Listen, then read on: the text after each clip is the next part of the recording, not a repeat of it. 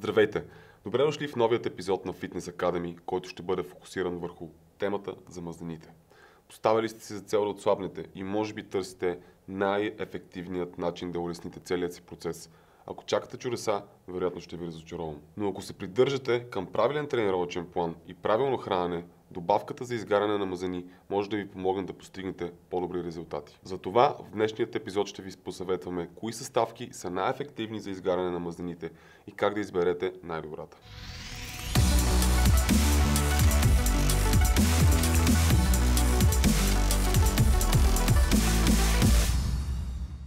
Нека започнем като обясним какво всъщност представлява фетбърнерът.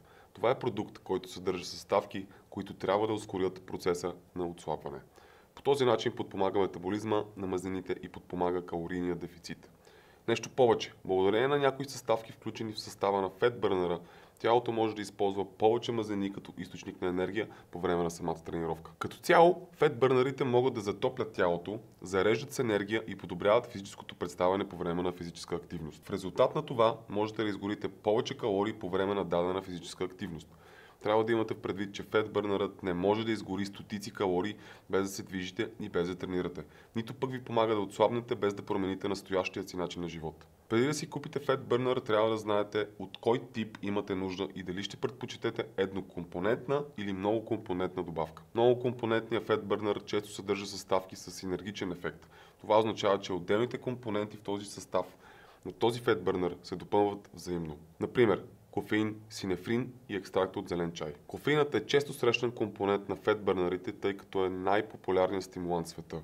Най-често се използва заради способността му да забавя съня и да потиска умората. Във връзка с загуба на тегло обаче ще оцените и неговият термогенен ефект. Поради по-високата температура, която създава в тялото, повишава кръвното налягане и сърдечната дейност. В резултат на това тялото ви ще изгори повече калории. Освен това, при продължителна консумация, кофеинът е в състояние да гарантира, че масните киселини могат да се отделят от подкожните мазнини, които тялото ни да използва като гориво. Оптималната еднократна доза кофеин за изгаряне на мазнините е приблизително 200 мг. Важно е обаче да не надвишавате максималната безопасна дневна доза, която е 400 мг на ден. Друг често срещан компонент на фетбърнерите е синефринът. Това вещество естествено се намира в цитрусовите плодове.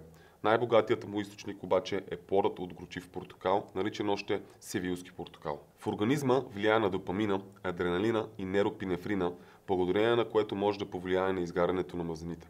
Според някои проучвания, синефринът също може да повлияе положително на скоростта на метаболизма, енергийните разходи и апетита. И както вече споменахме, той отлично допълва кофеинът. Препоръчителната единична доза синефрин е приблизително 10 до 20 мг и трябва да се приемат 3 пъти на ден.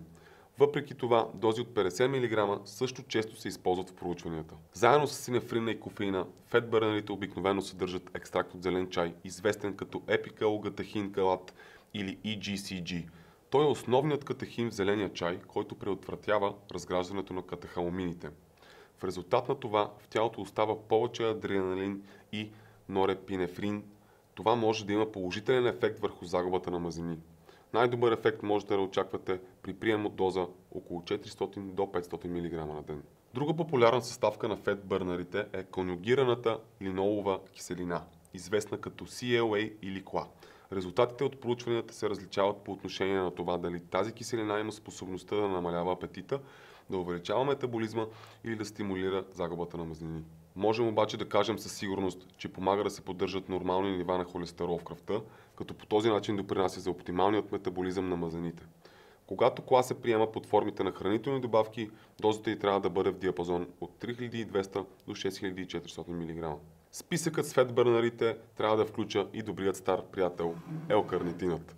В тялото той действа като транспортер, който помага за придвижването на мазнините към клетките, където те се превръщат в енергия. Достатъчното му количество в организма може да ускори метаболизма на мазнините и по този начин да спомогне отслабването.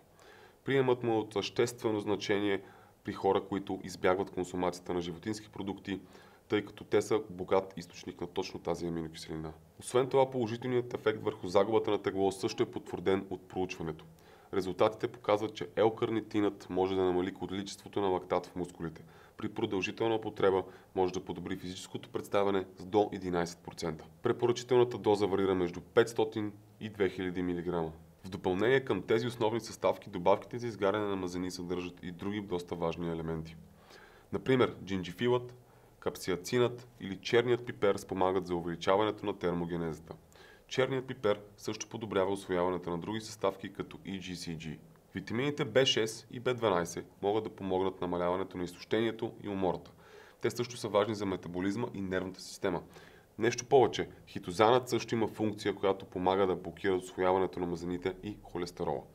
Друга съставка е хромът, който помага за намаляването на апетита. След като вече знаем от какво са направени фетбърнерите, определено трябва да ви интересува как да изберем най-ефективната и най-добре работещата добавка. Повечето фетбърнери работят предимно като помагат за осигуряването на енергия по време на самата тренировка и естествено ускоряват метаболизма.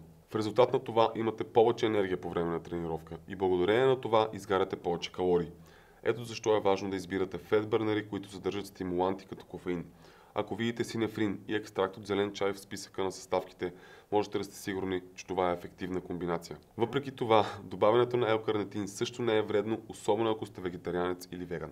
Независимо какъв фетбърнер ще решите да пробвате, не забравяйте, че това не е магическото хапче, което ще ви помогне да отслабвате без никакви усилия. Основата на отслабване винаги стои калорийният дефицит, без който просто не можете да отслабнете. И ако наистина искате да отслабнете, трябва да участвате в достатъчно спортни занимания. Когато вземате фетбърнер преди тренировка, можете да се почувствате по-загрети, по-мотивирани, по-заредени с енергия и това ще ви помогне да се насладите на доста по-интензивна тренировка. И следователно ще можете да изхвърлите доста повече калории. Кой е любимият ви фетбърнер, който ви е помогнал най-много при отслабването ви? Напишете ни отговорите си долу в коментарите. Не забравяйте да се абонирате за канала на Jim Beam и ще се радвам да се видим в следващия епизод на Fitness Academy. Чао и до нови срещи!